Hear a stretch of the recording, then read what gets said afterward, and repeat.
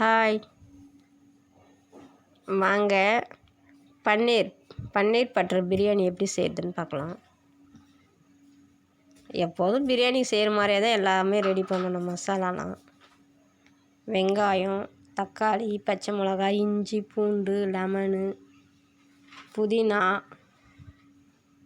அடுத்தது எலுமிச்சம்பழம், அனைத்ததும் இப்போ எப்படி செய்கிறதுன்னு பார்க்கலாம் வாங்க.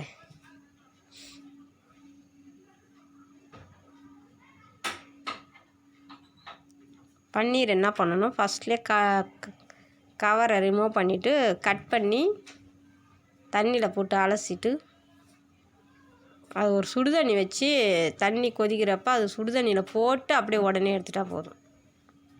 கொஞ்சம் வெந்த மாதிரி ஆகிடும்.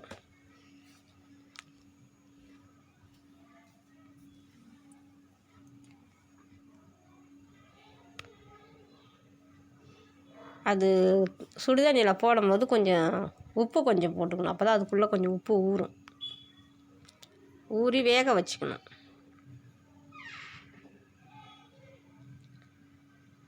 சுடுதண்ணியில் போட்டோடனே ஒரு வேக்காடு வெந்துடும். பாருங்கள், கட் பண்ணிக்கணுங்க.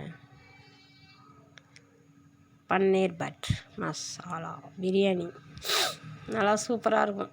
பஞ்சு மாரி இருக்கும் பிரியாணி செஞ்சால் இது சாப்பிட்றதுக்கு. நல்லா வாசனையாக சிக்கன் மட்டன் பிரியாணியோட இது ஒரு டிஃப்ரெண்ட்டான மாதிரி இருக்கும் சாப்பிட்றதுக்கு.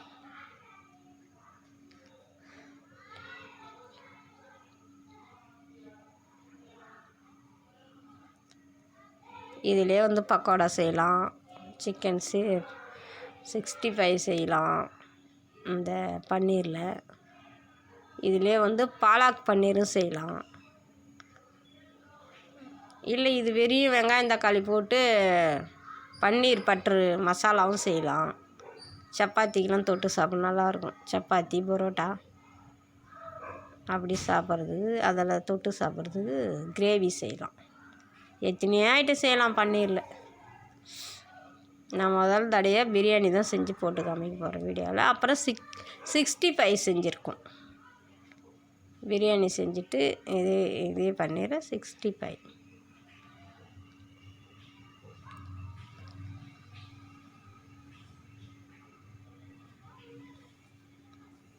பாருங்கள், அடுப்பில் குக்கர் வச்சாச்சு, ஆயில் போட்டுக்கணாச்சு. நமக்கு தேவையான அளவுக்கு, எந்த அளவுக்கு நம்ம சமைக்க போகிறோமோ, அரிசி 1/2 கிலோவோ 1 கிலோவோ நம்ம விருப்பத்துக்கு தகுந்த மாரி அதுக்கு திட்டமாக ஆயில் போட்டுக்க வேண்டியதான். எண்ணெய் போட்டு கொஞ்சம் நெய் ஊற்றிக்கணும். எப்பவுமே பிரியாணிக்கு நெய் போட்டால் தான் கொஞ்சம் டேஸ்ட்டாக இருக்கும். நான் சும்மா கொஞ்சம் ஒரு 1/4 கிலோ அரிசி தான் நாங்கள் போட போகிறது. 2 பேர் தான். அது பன்னீர் அது 200 கிராம் பன்னீர். அதுக்கு நிறைய அரிசிலாம் போட்டால் அது ஆகாது. அதனால் கம்மியாக 1/4 கிலோ அரிசி பிரியாணி. அதுக்கு எண்ணெய் ஒரு 2 ஸ்பூனு, 1 ஸ்பூன் நெய் ஊற்றிருக்கோம். அவ்வளோதான்.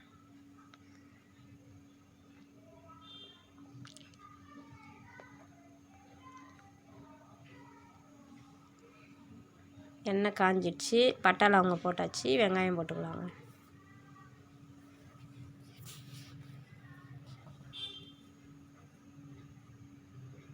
வெங்காயம் போட்டு நல்லா வதக்கிக்கணும். புதினாவும் போட்டாச்சு. போட்டு நல்லா கிரேவி மாதிரி வதக்கணும். அதில் கொஞ்சம் சால்ட்டு, உப்பு கொஞ்சம் போட்டுக்கினா தான் டக்குன்னு வதங்கும். எந்த காய் நம்ம இதுமாரி வதக்கினாலும் கொஞ்சம் உப்பு போட்டால் டக்குன்னு வதங்கிடும் எண்ணெயில் வதக்கும் போது. பாருங்கள், இஞ்சி பூண்டு போட்டாச்சு. அதில் பச்சை மிளகா போட்டு அரைச்சதுனால எங்களுக்கு இஞ்சி பூண்டு எப்பயுமே பச்சை கலராக தான் இருக்கும். பாருங்கள், இஞ்சி பூண்டு போட்டு நல்லா பச்சை வாடை போகிற அளவுக்கு வதக்கிக்கணும்.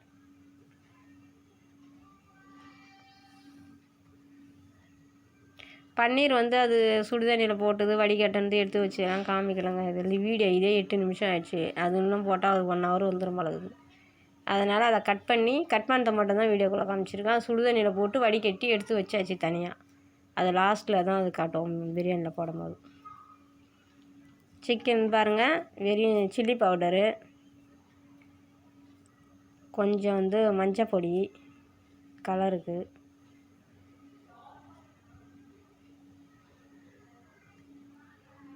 மஞ்சள் பொடி போட்டாச்சு, கொஞ்சம் தனியா பவுட்ரு, அது ஏற்கனவே வந்து காரத்துக்கு கொஞ்சம் வந்து இஞ்சி பூண்டு கூட ஒரு 2 பச்சை மிளகா அரைச்சி ஊற்றிடுவேன்.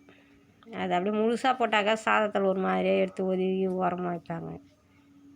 அதனால் அதில் அரைச்சி ஊற்றிட்டு அது எதுவும் வாயில் கிடைக்காது, அப்படியே சாதத்திலே நைஸாக போயிடும்.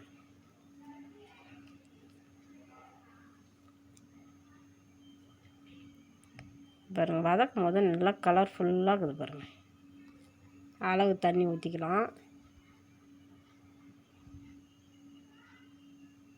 பிரியாணிக்கு மட்டும் எந்த டம்ளர்லையா இல்லை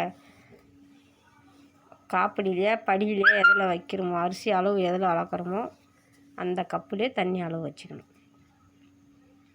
அப்போ தான் கரெக்டாக வரும். அது சொல்ல மறந்துட்டேனே, பிரியாணி அரிசி வந்து முன்னாடியே ஒரு 1/2 மணி நேரம் ஊற வச்சு தண்ணி வடிகட்டி எடுத்து வச்சுக்கணும். அரிசி ஊறாமல் இருந்தாலும் சாதம் அப்படியே உடையும், நல்லா இருக்காது. ரொம்ப ஊறிட்டாலும் உடஞ்சிடும். நெத்தாட்டம் சாதம் அப்படியே குச்சி குச்சி குச்சி குச்சியாக சேமியா மாதிரி வரணுனாக்கா அரிசி ஒரு 1/2 hour ஊற வச்சு தண்ணி வடிகட்டி எடுத்து வச்சிடணும். இது பாருங்கள், பிரியாணி ரெடி ஆகிடுச்சா. போட்டு கொஞ்சம் தண்ணியாக இருக்கும்போது ஒரு விசில் மட்டும் விடணும். அதுக்காக நான் குக்கரில் கொதிக்க வச்சே தம்மு வெந்துடும். 1/2 வேக்காடு வெந்த பிறகு தான் தம்மில் போட்டு ஒரே ஒரு விசில். பன்னீர் இப்போ தான் எடுத்து மேலே வைக்கணுங்க. ஃபஸ்ட்லேயே போட்டு கிண்டி வதக்குனா அது மாவு மாதிரி தானே இருக்கும், அது புட்டு உடஞ்சிடும், புட்டுன்னு போயிடும். அதனால் லாஸ்ட்டில் தம் போடுறப்போ மட்டும்தான் அது பன்னீர் எடுத்து மேலே வைக்கணும். நான் ஏற்கனவே சுடுதண்ணியில் போட்டதுனால அது வெந்த மாதிரி ஆகிடும். சுடுதண்ணியில் போட்டு தான் அதை அலசிட்டு எடுத்து வச்சுருக்கோம். அப்போயே அது பஞ்சு மாதிரி வெந்து போச்சு. இப்போ அப்படியே வேகிற வெள்ளம் இல்லை, அப்படியே குக்கரை போட்டு மூடி ஒரே ஒரு விசில் தான்.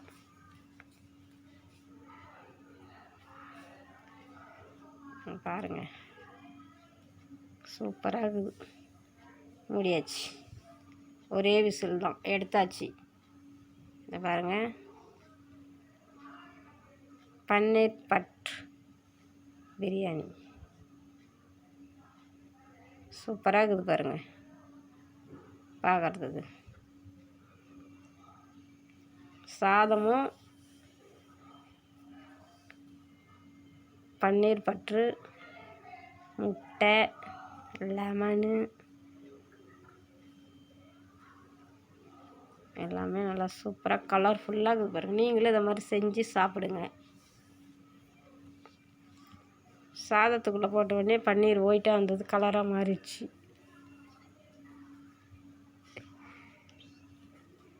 சூப்பராக இருக்குதுங்க கலர்ஃபுல்லாக. நீங்களும் செஞ்சு சாப்பிடுங்க. பார்த்து பத்திரமா இருங்க. பாய்.